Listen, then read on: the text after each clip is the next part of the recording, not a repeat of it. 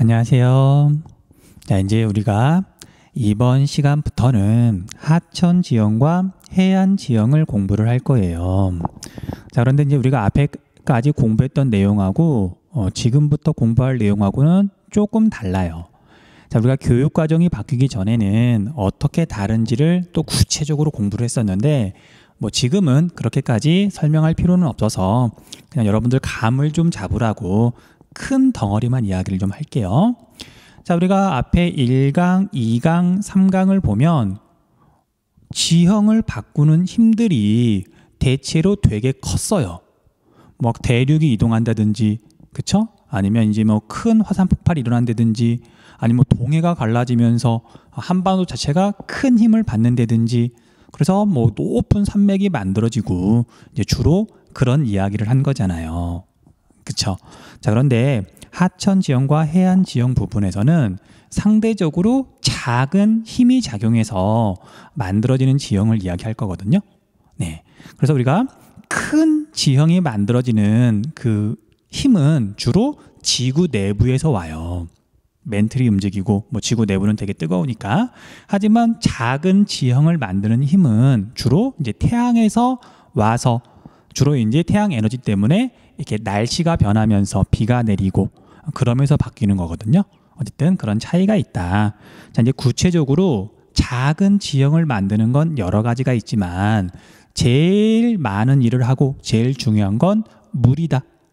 구체적으로는 하천. 하천이 침식, 운반, 퇴적을 하는 거죠. 그리고 우리가 바닷가에 가면 당연히 바닷물, 파도가 치거나 아니면 민물과 썰물이 있거나 그런 거에 의해서 작은 지형이 만들어진다. 됐죠? 그거 하나 기억해 두시고요. 그 다음 두 번째로는 여러분들 크기가 작은 지형을 공부하다 보니까 큰 지형보다는 인간 생활하고 되게 밀접한 관련이 있어요. 무슨 얘기냐면요. 자, 우리가 하천이 이렇게 흐르고 있어요. 하천은 물이 있는데 비가 많이 오면 물이 불어나서 넘칠 수도 있겠죠. 그러면 과연 하천 옆에서는 사람이 어디에 살아야 그나마 안전할까? 집을 어디에다 지었을까? 되게 중요하죠. 그래서 집을 어디다 지었는지 같은 것도 살펴봐야 되고요. 그러니까 인간하고 자꾸 이제 연결을 시켜야 되는 거예요. 그 다음에 또 사람한테 되게 중요한 게 과연 이렇게 비교적 평평한 땅이 있을 때 그걸 논으로 이용할 건가? 밭으로 이용할 건가? 쉽게 말하면 우리가 쌀을 먹을 건가? 아니면 다른 작물을 먹을 건가? 그런 것도 따져봐야 되겠죠. 우리의 주식은 쌀이니까. 그래서 하천 지형과 해안 지형에서는 인간의 실제 생활하고 되게 관련이 많다. 그 정도만 이렇게 큰 감을 잡으시고 내용 설명을 보시면 돼요. 자, 어쨌든 제목은 하천 지형과 해안 지형인데 얘가 원래는 교육 과정이 바뀌기 전에는 얘 한 단원이었어요. 이제 그걸 강제로 하나로 합쳐 놓은 거거든요. 그래서 이게 내용을 좀 줄여야 될 것 같긴 한데 얼마만큼 줄여야 될까? 사실 선생님이 고민을 좀 많이 했는데 아무튼 여러분들이 이해할 수 있는 범위에서 너무 많이 줄이면 이해를 잘 못할 수도 있잖아요. 내용을 최대한 한번 간략하게 설명을 해볼게요. 자, 그래서 하천 지형과 해안 지형은 따로 이렇게 정리를 할 거고요. 우리는 하천부터 이야기를 할게요. 그럼 당연히 우리가 하천에 대한 기본 개념, 용어를 알아야 되겠죠. 자, 하천에서 제일 먼저 알아야 되는 건 유역과 하계망이라고 하는 개념이에요.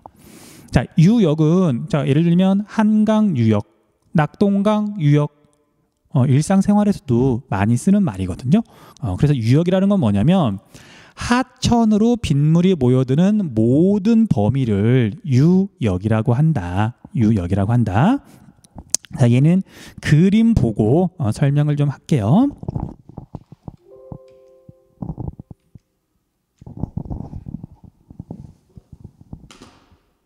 아이고, 클릭을 또 잘못해버렸네. 자, 그림을 보고 설명을 할게요. 자, 그림이 조금 흐리긴 한데 볼게요. 자, 여러분들, 자, 우리 지형을 보면 상대적으로 해발도가 좀 높은 곳도 있고 낮은 곳도 있고 균일하지 않죠. 그리고 이제 그런 상황에서 하늘에서 비가 내리면 빗물은 그 지역에서 해발 고도가 제일 낮은 곳으로 모여서 흘러요. 그쵸? 자, 그러면 이제 그 빗물이 모여서 흐르는 그 물줄기를 이제 우리가 하천이 흐르는 길이라 그래서 하도라고 불러요. 이제 구체적인 이 하나의 물줄기, 물론 이것도 이게 하도가 되겠죠. 조그마한 계곡물도 일단 하도라는 용어 알아두시고요. 하지만 이제 이 하도만 물이 관련된 게 아니고 결국은 이제 하늘에서 내린 빗물이 이 하도로 모여드는 거잖아요. 그렇죠? 그래서 어떤 하도가 이렇게 있으면 그 주변으로는 하도보다 상대적으로 높은 지역이 있어요. 됐죠? 그런데 또 중요한 건 자, 이제 세상에는 하천이 하나만 있는 게 아니라 자, 여기 그림에는 없지만 당연히 그 옆에 또 다른 하천이 있을 것이고 또 다른 곳에 가면 다른 하천이 있겠죠. 하천은 여러 개가 있는 거예요. 그래서 조사를 해봤더니 이 하도로 몰려드는 빗방울은 어느 공간 범위 안쪽에 떨어진 빗방울이 여기로 모여든다. 알 수 있겠죠. 사실 이건 해발 고도를 조사해보면 쉽게 알 수 있는 거거든요. 그래서 그 빗물이 떨어지는 공간 범위를 자, 표시를 한번 해볼게요. 이 이미지에서는, 이 그림에서는 이 일대에서 가장 높은 곳을 연결한 이 선 안쪽에 있는 빗방울이 이쪽으로 모여들겠죠. 그래서 이 안쪽 전체를 유역이라고 불러요. 유역. 됐죠? 그러니까 유역이란 개념 정확하게 알아두시고요. 자, 그럼 이제 여기에서 우리는 또 다른 용어를 자연스럽게 알 수가 있어요. 자, 여기 분수계라고 하는 말 있죠. 우리 수능 특강에도 지금 분수계란 말이 나오죠. 기본 용어니까 좀 알아두셔야 돼요. 분수계는 여기서 물은 하천을 말하는 거거든요. 하천을 나눌 분자, 나누는 경계다. 그런 뜻이에요. 자, 그래서 여기는 지금 하천을 하나만 그렸지만 이 옆에는 이제 다른 하천이 있을 거예요. 그렇죠? 그리고 이제 하늘에서 빗방울이 떨어지면 어느 경계를 기준으로 어딘가를 기준으로 이쪽에 떨어진 빗방울은 결국 이 하천으로 흘러갈 거고 여기에 떨어진 빗방울은 당연히 다른 하천으로 흘러가겠죠. 그 경계가 있단 말이에요. 그 경계를 분수계라고 한다. 됐죠? 그럼 이제 분수계는 우리가 뭐라고 정리할 수 있냐면요. 하천 유역의 경계로서 유역의 가장자리 경계를 이루는데 주변보다 해발 고도가 상대적으로 높은 곳이다 라고 이야기하시면 돼요. 물은 당연히 위에서 아래로 흐르기 때문에 가장 높은 지점을 넘어갈 수는 없잖아요. 됐죠? 다시 정리를 할게요. 자, 이제 물은 주변보다 낮은 곳으로 모여서 흐르는데 물이 흐르는 줄기를 하도라고 부르고요. 그 다음에 그런 하도로 몰려드는 빗방울이 떨어지는 공간 범위를 우리가 유역이라고 부르고요. 그 다음에 유역의 가장자리는 다른 하천과 나뉘어지는 경계이기 때문에 분수계라고 한다. 그렇게 정리하시면 돼요. 됐죠? 그 다음에 우리가 또 용어 하나만 더 정리할게요. 자, 이제 우리가 하도는 이런 하나의 물줄기인데, 근데 이런 물줄기를 보면 얘가 규모나 그런 거에 있어서 일정한 체계가 있어요. 자, 조그만한 하천, 계곡에서 막 시작한 그 계곡들이 모여가지고 좀 큰 계곡이 되고 또 그런 계곡물이 모여가지고 이제 하천이 되고 조그만한 하천들이 모여가지고 큰 하천이 되고 결국 한강처럼 큰 물줄기가 돼가지고 바다로 흘러가잖아요. 그래서 하천에는 일정한 체계가 있고 그 체계는 마치 그물처럼 이렇게 되게 복잡하게 생겼다. 그래서 전체적인 물줄기가 이루는 그런 체계를 하계망이라고 불러요. 하계망. 자, 우리가 좀 낯선 용어니까 좀 알아두셔야 돼요. 자, 우리 수능 특강에 보면 지금 하계망이라는 용어가 나오죠. 됐죠? 다시 이제 수능 특강으로 돌아갈게요. 자, 수능 특강으로 들어갔더니 이제 여기까지는 거의 이야기를 했고요. 자, 아직 여러분들이 잘 모르는 단어가 한두 개가 있을 거예요. 그거 마저 설명하고 그림 하나 마저 더 볼게요. 자, 그리고 우리가 하계망을 봤더니 하나의 본류와, 자, 본류라는 말 체크 좀 해주세요. 학생들이 잘 모르더라고요. 그 다음에 여기에 함유하는 수많은 지류로 이루어진 전체적인 물의 계층이다, 계층 구조다 그런 뜻이에요. 체계다 그런 뜻이에요. 아무튼 얘는 뭐 그렇게 알아두시면 되고요. 자, 그럼 본류하고 지류가 뭐냐면 근본이다, 중요하다, 지류는 나무 가지 할 때 그 지예요. 상대적으로 작다는 뜻이에요. 그래서 우리가 한강 물줄기가 만약에 이렇게 있으면은요, 한강 물줄기가 이렇게 있으면 얘는 당연히 굉장히 큰 물줄기죠. 이런 걸 볼류라고 불러요. 볼류. 어떤 하천에서 가장 중요한 가장 큰 물줄기. 자, 그런데 이 한강으로 흘러드는 조그마한 하천들도 있어요. 자, 여러분들이 혹시 가봤는지 모르겠지만, 자, 우리 관악산에서 시작한 도림천이 이렇게 흘러가다가, 자, 도림천은 곧바로 한강으로 가진 않거든요. 중간에 다른 하천을 만나요. 다른 하천을 만나는데 도림천보다는 이 하천의 규모가 조금 더 커요. 자, 이 하천의 이름은 안양천이에요. 이름 들어봤죠? 아마 가본 친구들도 있을 거예요. 그리고 이 안양천은 이렇게 흘러서 결국 한강으로 흘러가는데 우리가 안양천을 한강이라고 하지 않죠? 그쵸? 그래서 이런 용어를 쓰는 거예요. 한강 본류로 한강의 지류인 안양천이 흘러든다. 됐죠? 그래서 한강같이 큰 하천은 지류가 굉장히 많은 거예요. 됐어요? 그래서 우리가 본류와 지류 용어 좀 알아두세요.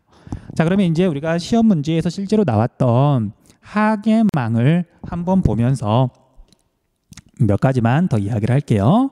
자, 이제 얘가 시험에서 실제로 나왔던 하계망을 나타낸 거예요. 이제 아까는 입체였지만 그냥 평면으로 나타난 거예요. 자, 여기 분수계라는 용어가 보이죠? 그리고 분수계는 주변보다 해발 고도가 더 높은 지점을 연결한 선이고요. 그리고 분수계 안쪽은 당연히 분수계보다 해발 고도가 낮아서 하늘에서 빗물이 떨어지면 당연히 이 분수계 안쪽으로 모여가지고 흐르겠죠. 자, 이런 물줄기 하나하나가 하도고요. 전체적인 모양이 하계망이에요. 됐죠?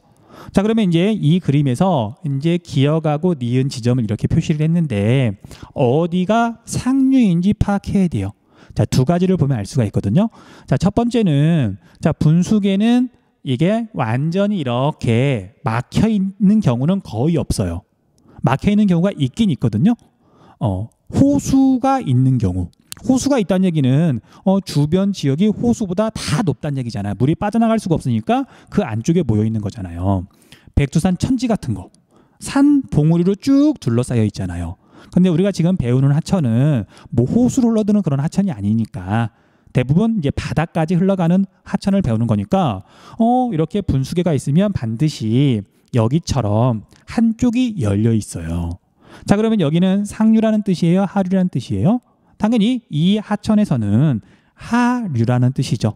그래서 기역은 상류, 니은은 하류예요. 됐죠? 어렵지 않죠? 그 다음 두 번째는 자, 물은 높은 데서 낮은 데로 흐르면서 물줄기들이 서로 모이죠. 그것만 이렇게 생각하면 또 되게 쉽게 파악할 수 있어요. 자, 여기서 시작한 물과 여기서 시작한 물이 이렇게 흐르다가 서로 만나서 흐르는 거죠. 그러니까 지금 이 방향으로 가는 거예요. 자, 좀 큰 물줄기도 자, 이 물줄기와 이 물줄기가 만나서 해발 고도가 낮은 곳으로 지금 이렇게 가는 거죠. 모여서 흐르는 거잖아요. 근데 반대로 만약에 생각해 보면 자, 이 물줄기와 이 물줄기가 만나서 이렇게 흘렀다고 보긴 어려운 거죠. 그렇잖아요. 모여서 흐른다는 얘기는 자, 모여서 흐른다는 얘기는 이 정도 각도가 나와야 되는 거예요. 얘랑 모여서 이렇게 흘러가는 거잖아요. 얘랑 모여서 이렇게 흘러간다. 물론 뭐 한두 번은 그럴 수 있겠지만 전체적인 모양을 보면 Y자처럼 이렇게 생긴 거예요. 여기하고 모여서 이렇게 간다. 자, 여기 적용을 해보면요. 여기랑 모여서 이렇게 가는 거고요. 또 여기랑 모여서 이렇게 가는 거고, 여기도 여기랑 모여서 이렇게 가는 거고요. 여기도 이렇게 모여서 이렇게 가는 거잖아요. 그래서 물줄기가 이루는 각도를 보면 쉽게 상류와 하류를 알 수 있다. 됐죠? 자, 그래서 다음으로 넘어가기 전에 다시 용어 한 두 개만 빠르게 좀 이야기 좀 할게요. 자, 이제 우리가 분수계를 이렇게 이야기했는데, 자, 우리가 하천은 규모가 달라요. 계곡에 있는 조그만한 하천도 있고요. 관악산 계곡 그것도 분명히 하천이잖아요.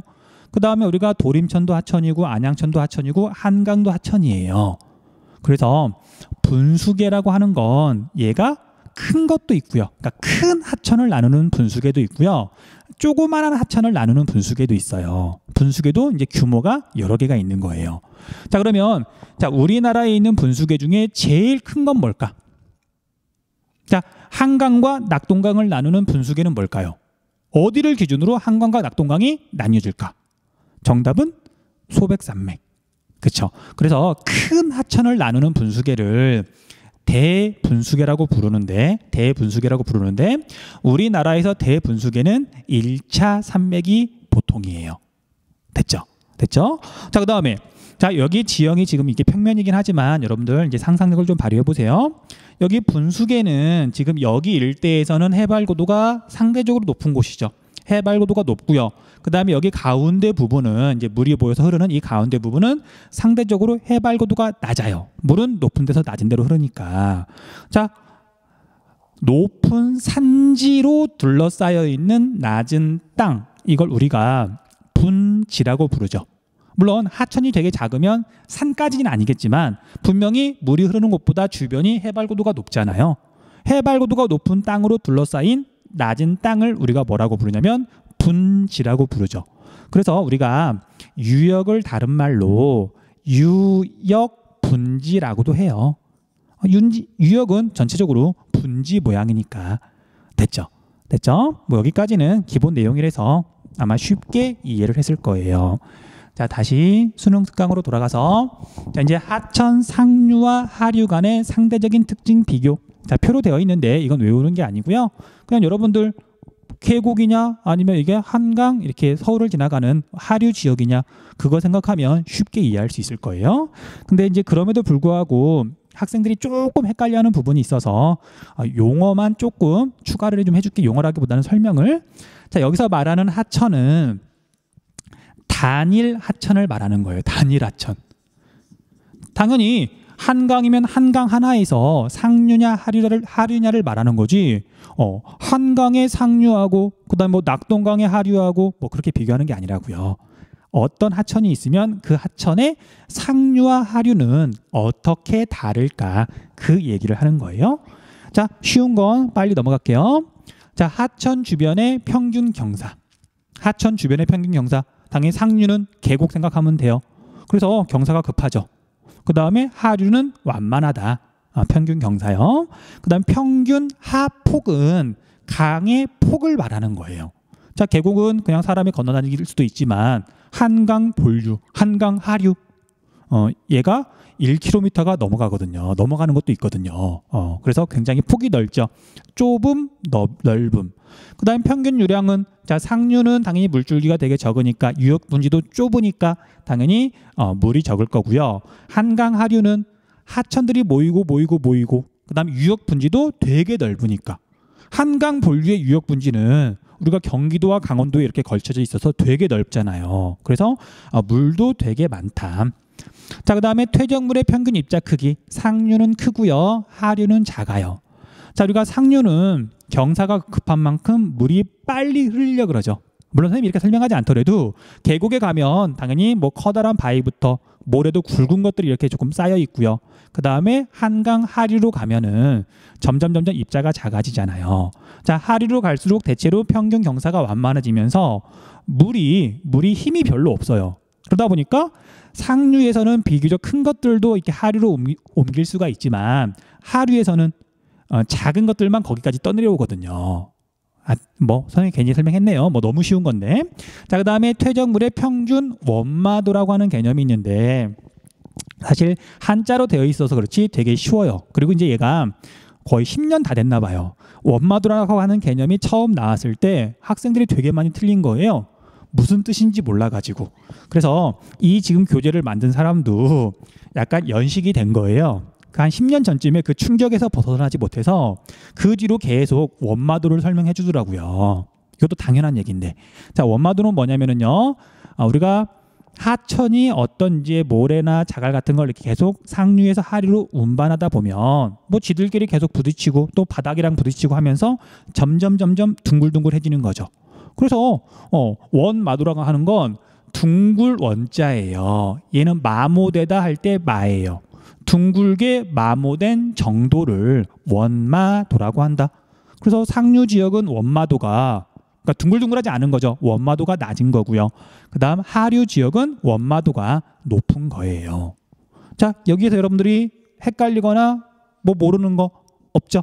실제로 이거 틀리는 학생은 없어요. 넘어갈게요.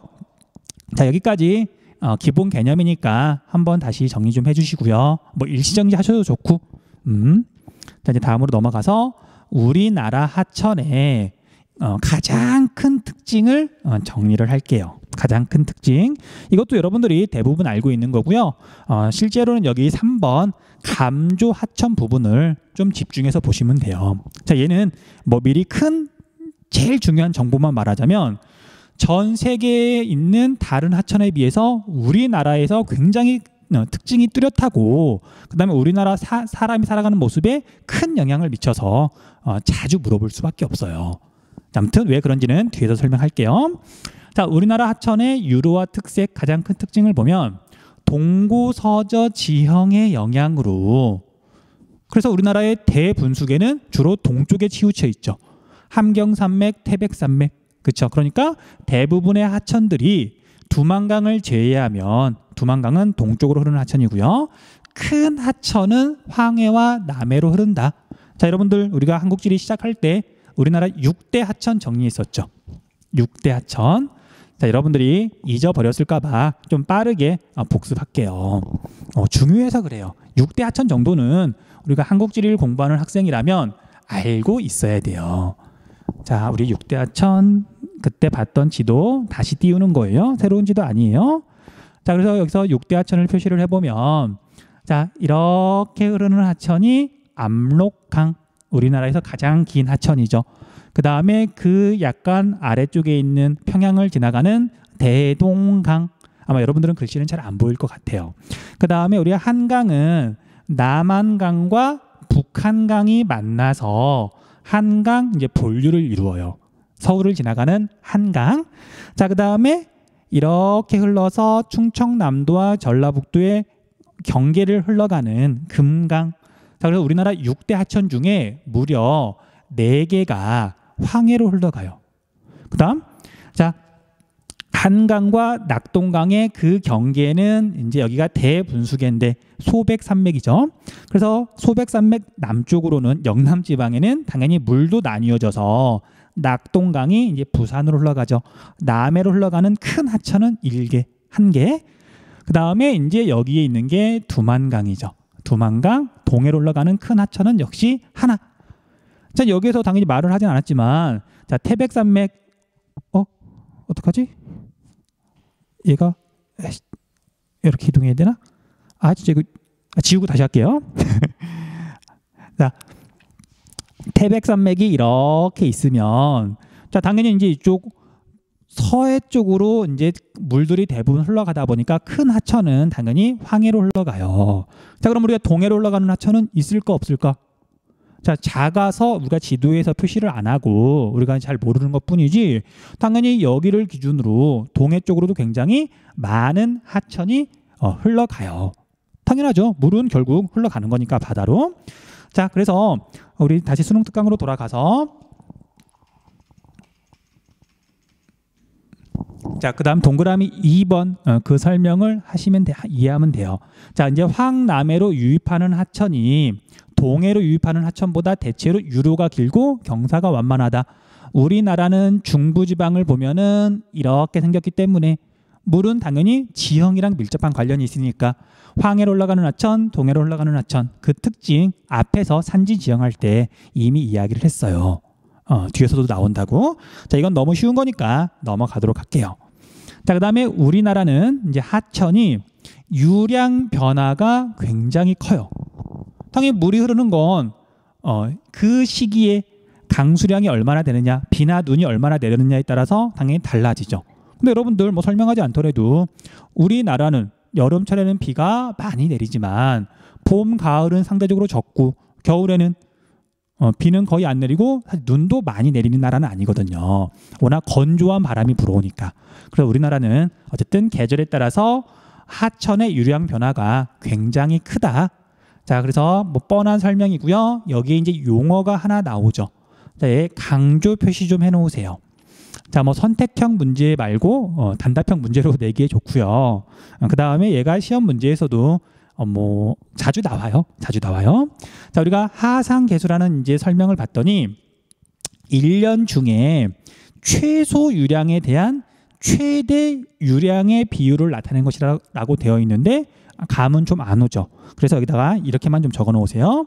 1대 x로 표시를 하는 게 하상계수인데 이 x가 하상계수예요. 1대 x 전체가 아니라 이 x가 하상계수예요. 자, 그래서 이게 의미하는 게 어떤 하천에서 1년 중에 물이 제일 적을 때를 1이라 그랬을 때 가장 물이 많았을 때를 x라고 표시를 하는데 이 x를 하상계수라고 한다. 쉽게 말하면 한강을 봤더니 1년 중에 물이 제일 적게 흐를 때를 1이라 그랬을 때, 여름철에 막 홍수 나고 뭐 태풍 불고 뭐 장마철에 비 많이 와가지고 한강에 물이 되게 많을 때를 x라고 하자. 그 x를 하상계수라고 한다. 자, 그래서 우리나라는 하상계수가 큰 편이다. 큰 편이다를 넘어서요. 나중에 여러분들 세계지리 공부하는 친구들은 자세히 알겠지만 전 세계에서도 가장 큰 편이에요. 우리나라는. 자, 그래서 여름철에는 홍수가 자주 발생하고요. 그 외의 계절에는 용수가 부족해서 수력 발전이나 아니면 하천 교통 등에 불리할 수 있다. 사실 뭐 불리하죠. 자, 그런데 이제 여기에 대한 대책. 당연히 인간한테 별로 안 좋은 거예요. 물이 사실 되게 중요한데 여름철에는 물이 너무 많아서 그냥 바다로 다 흘러가 버리고, 그 다음에 겨울철이나 봄, 가을에는 물이 적어서 고민이니까. 그래서 대책은 저수지나 댐 건설하고요. 나무 많이 심는데 나무 많이 심으면 댐을 건설한 효과가 나죠. 그걸 녹색댐이라 그래요.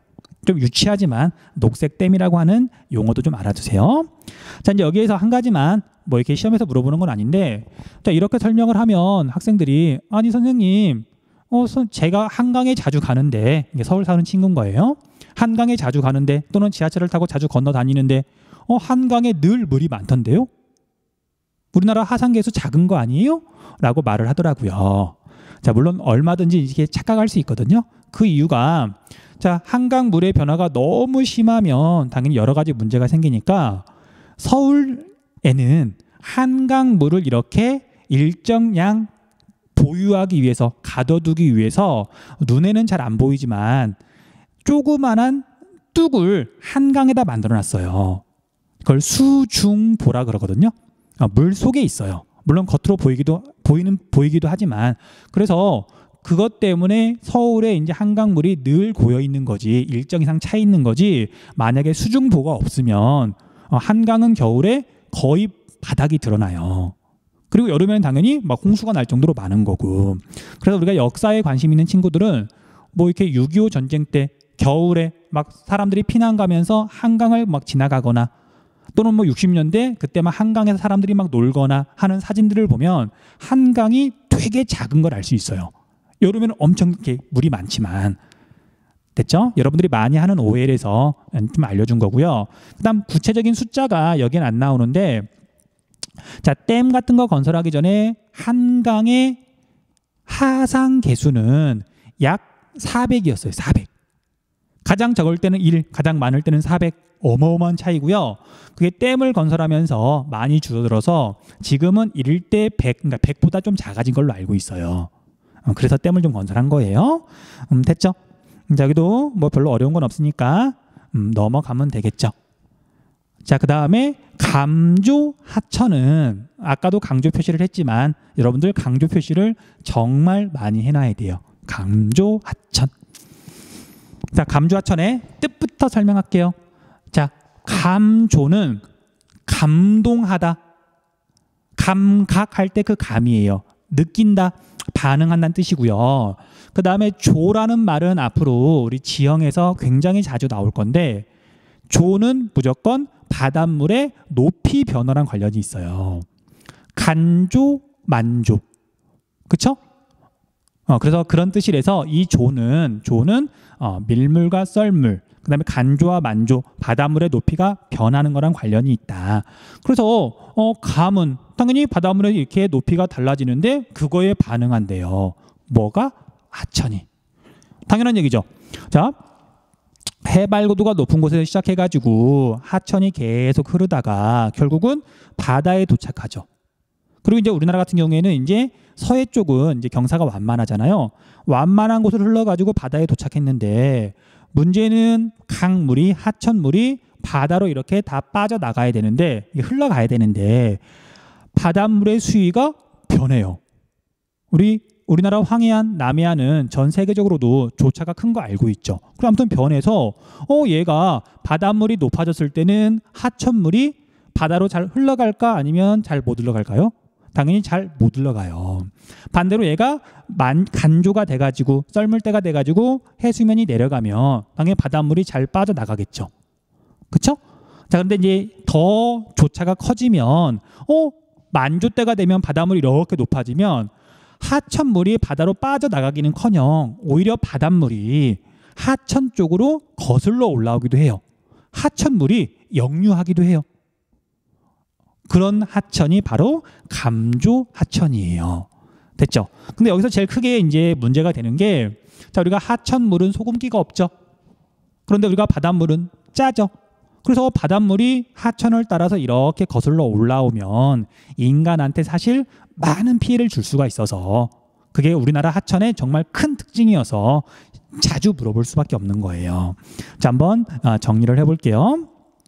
자, 먼저 하천의 하류 지역은 밀물과 썰물, 다른 말로 간조와 만조, 바닷물이 높아졌을 때를 만조라고 부르고요. 바닷물이 가장 낮아졌을 때를 간조라고 불러요.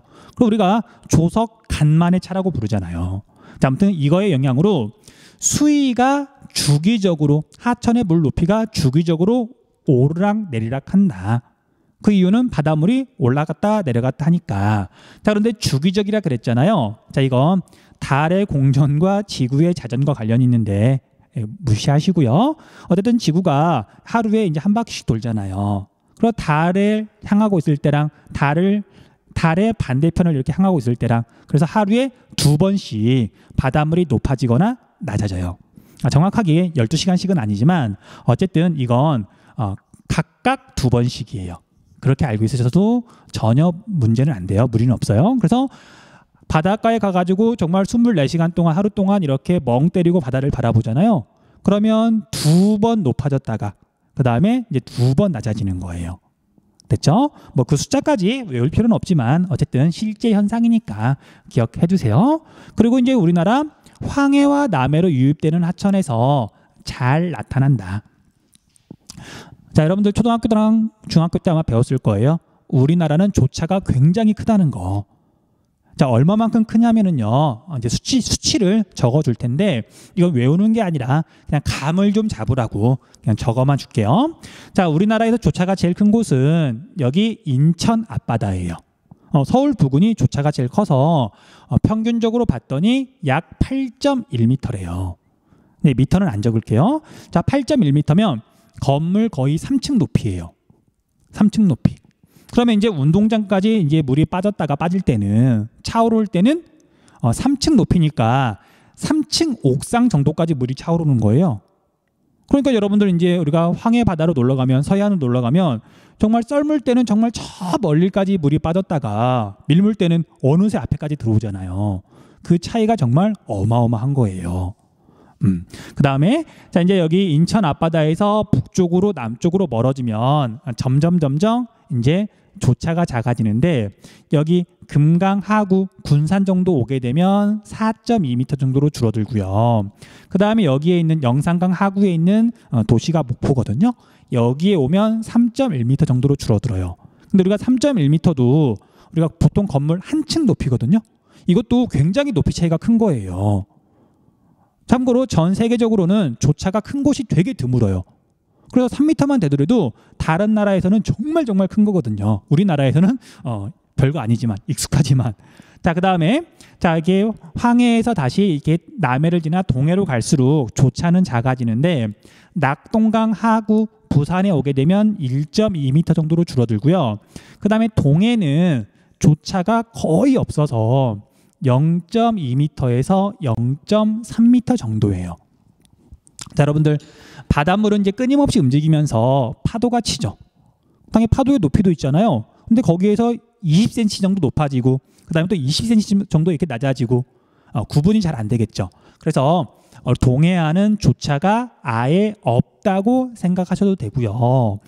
황해는 조차가 정말 어마어마하게 크다라고 생각하시면 돼요. 정말 어마어마하게 크다. 됐죠? 됐죠?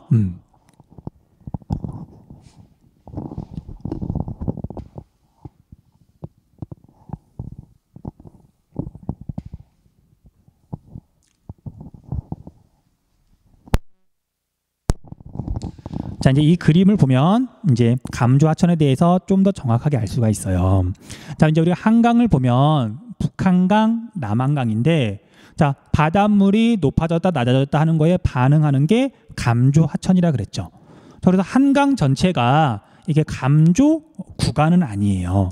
감조 구간은 말 그대로 바닷물의 높이가 변하면서 하천의 높이도 변하는 구간을 말하는 거거든요. 당연히 여기 뭐 태백산맥 꼭대기 근처 여기가 뭐 바다하고는 아무 관련이 없잖아요. 그래서 감조 구간은 어떤 하천이 있으면 바다랑 가까운 일정 범위까지가 감조 구간이에요.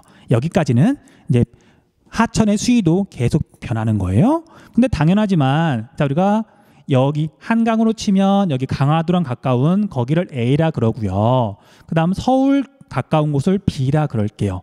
그 다음에 하는 김에 자, 여기를 C라 그럴까요? 자, 그럼 A, B, C 중에 하천의 수위가 제일 크게 변하는 곳은 당연히 A요. 그쵸? 그 다음에 B는 상대적으로 A보다는 하천의 수위가 좀 적게 변하겠죠. 그 다음에 C 같은 경우에는 하천의 수위가 변하지 않을 테고요. 자, 이렇게 관련해 가지고 시험에서도 종종 물어봤어요. 뭐 당연한 거긴 한데 됐죠? 됐죠? 뭐 그렇게 알아두시면 되고요. 자, 그러면 앞에서 선생님이 얘가 이제 인간한테 피해를 줄 수 있다고도 그랬잖아요. 그리고 그 이유는 바닷물에 소금기가 있기 때문에. 자, 그런데 특히 어떤 경우에 이제 큰 피해를 주냐면은요. 지금 육지 쪽에서는 장마철이에요. 비가 어마어마하게 오고 있어요. 집중 호우가 내리고 있는데 바닷물이 지금 만조예요. 만조? 바닷물이 지금 높아져 버린 거예요. 무려 8m나. 물론 이제 낮아졌을 때와 높아졌을 때 그 차이가 이제 8m니까 평균 그 수위에 비해서는 이제 4m가 높아진 거지만 4m면 거의 건물 2층, 3층 높이니까 2층 높이니까요. 그것도 엄청나게 높은 거거든요. 자, 바닷물이 높아졌으니까 한강물이 바다로 잘 빠져나갈 수가 없는 거죠. 오히려 바닷물이 지금 막 이렇게 육지 쪽으로 막 밀려와요. 자, 그러다 보면 여기 하류 지역에서는 홍수가 나기가 더 쉽겠죠. 비는 내리는데 물은 바다로 못 빠져나가니까. 근데 홍수가 나는데 문제는 그렇게 한강에서 주변으로 넘치는 물에 소금기가 포함되어 있는 거예요. 자, 소금기 식물이 자라는데 정말 치명적이죠. 그래서 그런 이유 때문에 감조 하천의 하류 지역에서는 감조 구간에서는 소금 때문에 큰 피해를 입었었다. 그걸 염해라 그래요. 염해를 입었었다. 됐죠? 됐죠? 여기까지도 쉽죠?